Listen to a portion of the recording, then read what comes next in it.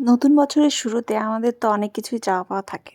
বছরের শেষের দিকে পুরনো বছরের যত চাওয়া পাওয়ার হিসাব মিলাতে গেলে আর কিন্তু মিলাতে পারি না। হ্যালো এভরিওয়ান, সকলে কেমন আছেন? আশা করছি অনেক ভালো আছেন। তো আপনাদের আরেকটি নতুন ব্লগে স্বাগতম জানাচ্ছি। বড় ভিডিও ক্লিপগুলো করে রাখলেও সময় স্বল্পতার অভাবে ভয়েস দেওয়ার সময় পাই না বলে বড় ভিডিওগুলো আপনাদের সাথে শেয়ার করতে পারি না। তবু চেষ্টায় থাকি কিভাবে দেওয়া যায়। আর যেটা বলছিলাম, নতুন বছর তো শুরু হয়ে গেল।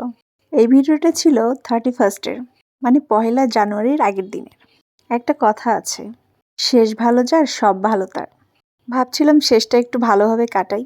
আমাদের হাতে হয়তো অনেক টাকা নেই বা আমাদের সময়ও ওইভাবে হয়ে ওঠে না, তবু ভালো কিছু করার, ভালো কিছু পাবার প্রবল ইচ্ছাটুকু রয়েছে। হয়তো নতুন বছরে 5 স্টার হোটেলে যেয়ে খুব জাঁকজমকভাবে নতুন বছর সেলিব্রেট করতে পারবো না বা নতুন নতুন দামি দামি গিফট পাবো না, তবু এর মাঝে চেষ্টায় থাকি কিভাবে এই ছোট্ট ইচ্ছেটুকু কাজে লাগিয়ে বিশাল আনন্দ উপভোগ করা যায়। গত 2 বছর ধরে 31st পুরনো আর নতুন বছরে বারবারই থাকা হয়েছিল। তো সেই সুবাদে ওখানে 31st-এ পিকনিকও করি, পরিবারের সাথে সুন্দর একটা সময় কাটাই।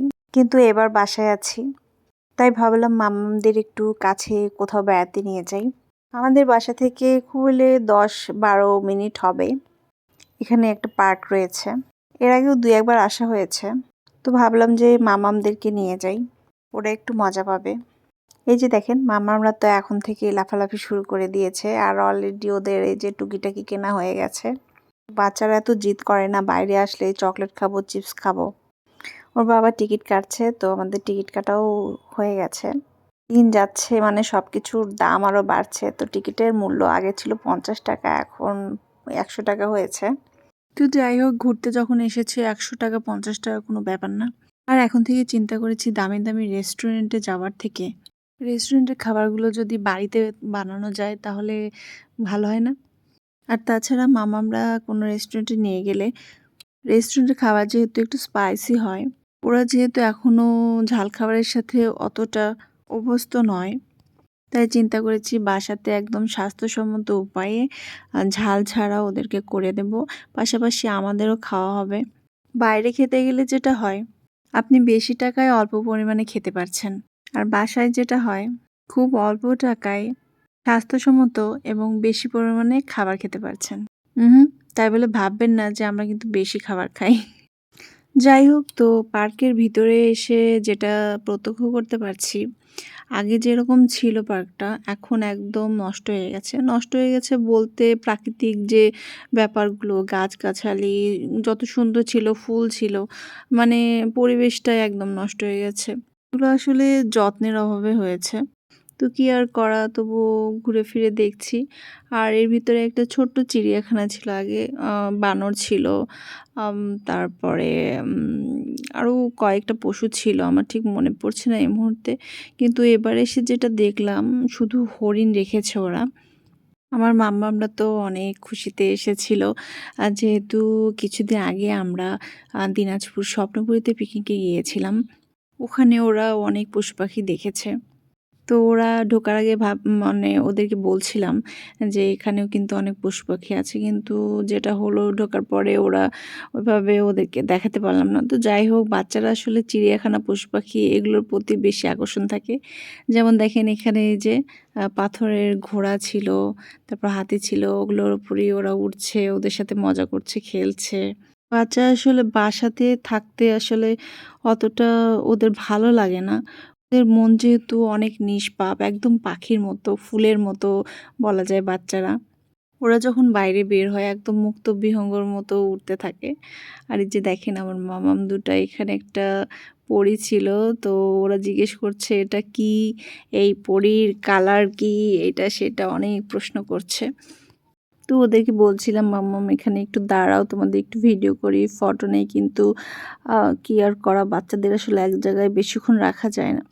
আর দেখতে দেখতে এই যে এখানে আমি দেখছিলাম একটা গাছ চোখে পড়লো। এই ফুলটা আসলে কি ফুল আমি বুঝতে পারছি না। এর আগেও দেখেছি কিন্তু অতটা খেয়াল করিনি, তখন হয়তো ফুটেছিল না বা গাছটা ছিল না, আমি ঠিক মনে করতে পারছি না। কিন্তু এই ফুলটা দেখে মানে আমার খুব আনকমন মনে হলো। আমি এর আগে কখনো দেখিনি। হয়তো অনেকেই দেখে থাকবেন। যারা এই ফুলটার নাম জানেন তারা একটু কমেন্টে বলে যাবেন তো এটা কী ফুল? এখানে আসার আগে ভেবেছিলাম যে এখানে মাঝে, মাঝে অনেকেই পিকনিক করতে আসে। তো যেহেতু আমরা 31st এ যাচ্ছি তো এখানে নিশ্চয়ই অনেকেই পিকনিক করতে আসতে দেখব। কিন্তু না, একদম মানে ফাঁকা ছিল। ফাঁকা ছিল বলতে ছিল কিছু মানুষ ছিল। আসলে ওইভাবে পিকনিকও মানে এখানে অতটা হয় না। আর এই যে আমার মামামদের দেখেন ওরা মানে ওদের ললিপপ খেতেই হবে, ললিপপ খাচ্ছে। আর আমি একটু ফুলটা কানে গুঁজে নিলাম। ওদের সাথে এই যে একটু ভিডিও করার জন্য বসে পড়েছি। ছবিও তুলছি কয়েকটা। আর ওই যে পিছনে দেখেন ওদের বাবা মানে ও যেখানে যাবে সেখানেই ওর মোবাইলটা মানে আম মুখের সামনে একদম থাকতে হবে। অনেকেই দেখলে হয়তো ভাববেন সারাক্ষণ আসলে মোবাইলে কি করে এই মানুষটা? ও আসলে বেড়াতে যেয়েও শান্তি নেই। ওর ক্লায়েন্টরা ওকে এসএমএস করছে। তো সেগুলোই ও রিপ্লাই করছে, কাজের আপডেট দিচ্ছে আরকি। কারা কি কাজ করছে তাদের আপডেট নিচ্ছে। বাসাতে থাকলেও ও সারাক্ষণ ওর মোবাইলে না হয় ল্যাপটপে থাকতে হয়। তাই বলছিলাম যে বেড়াতে এসেও শান্তি নেই। এখানেও মোবাইল মানে ছাড়ার উপক্রম নেই। তবুও চেষ্টা করছে আসলে আমাদের যতটা পারে সময় দেওয়ার। এখানে মামামরা দোল খাচ্ছিল তো আমি একটু দোল খেলাম। আমার দোল খেতে খুব ভালো লাগে। মানে বড় হয়ে গেছি, বিয়ে হয়ে গেছে এটা কোনো ব্যাপার না। আসলে আপনার মনটা কতটা ছোট আছে, মানে ছোট আছে বলতে কতটা বাচ্চা আছে এটা বুঝতে হবে। মানুষ বড় হয়ে যায়, বিয়ে হয়ে যায়, একসময় বয়স হয়ে যায়। কিন্তু না মনের কখনো বয়স হয় না। আমি যখন ছোট ছিলাম, স্কুলে পড়তাম তখন কলেজের কাউকে দেখলে ভাবতাম ওরা কলেজে পড়ে আমার থেকে কত বড়। তারপর যখন কলেজে উঠলাম তখন ভার্সিটিতে যারা পড়তো তাদের দেখে মনে হতো যে না এরা আমার সিনিয়র। ভার্সিটিতে ওঠার পরে যাদের বিয়ে হয়েছে তাদের দেখে ভাবতাম যে এদের বিয়ে হয়ে গেছে আমার থেকে কত বড় এরা। তারপর যখন বিয়ে হলো যাদের বাচ্চা ছিল তাদেরকে দেখে মনে হতো যে যাক এরা আমার থেকে একটু বড়। এখন বাচ্চা হয়েছে, সংসার করছি, 2 বাচ্চা সামলাচ্ছি। তবুও কেন জানি না মনে হয় না যে আমি school life, college life, varsity life পার হয়ে এসেছি। একসময় নতুন বিয়ে হয়েছিল, নতুন বউ ছিলাম। তারপর নতুন মা হয়েছি। একসময় কারো শাশুড়ি হব, নাতি-নাতনি হবে। জীবনটা আসলে এভাবে কেটে যায়, পার হয়ে যায়। কত স্মৃতি আমরা অতীতে ফেলে রেখে আসি। সময় বদলায়, মানুষ বদলায়, কাছের প্রিয়জন বদলায়, পরিবেশ বদলায়, পরিস্থিতি বদলায়।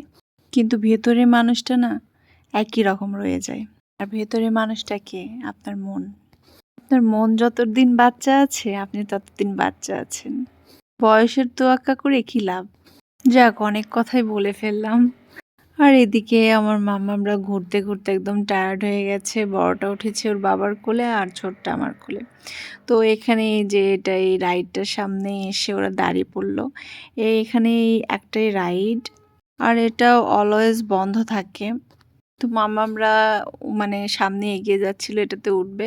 তো এই যে টিকিট কাউন্টার এখানে যেয়ে ওদের বাসার চাবি দিয়ে খোলার চেষ্টা করছিল বড় মাম্মাম।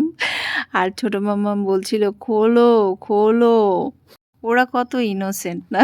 ওরা মানে এটা যে বন্ধ আছে, এটা যে চলবে না, ওদের মাথায় সেটা নেই। ওরা চেষ্টা করছে যে এটা কিভাবে খোলা যায়, কিভাবে কাউকে দিয়ে খোলানো যায়, কিভাবে এটাতে ওঠা যায়। বাচ্চা মানুষ হোক আর বাচ্চা মন হোক, দুটাই কিন্তু এক। আর এই আমি যেখানেই ফুল দেখি সেখানেই দাঁড়িয়ে পড়ি। এই যে দেখেন এই ছোট, ছোট ফুলগুলো, এগুলো একদম সূর্যমুখী ফুলের মতো। কিন্তু আকারে ছোট। আমার কাছে মনে হচ্ছিল যে এগুলো সূর্যমুখী ফুল। আর এই ফুলের পাশে অনেক কসমস ফুলের চারা দেখতে পাচ্ছিলাম। যাক একটা সান্ত্বনা। নতুন বছরের শেষে অন্তত প্রকৃতির কাছে আসতে পেরেছি। প্রকৃতির সাথে সময় কাটাতে পেরেছি। বছরের শেষে যেহেতু সুন্দর একটা সময় কাটালাম। আশা করছি পুরো বছরটাও ভালো কাটবে। নতুন বছর সবার ভালো কাটুক। কামনায় ব্লগটি শেষ করছি।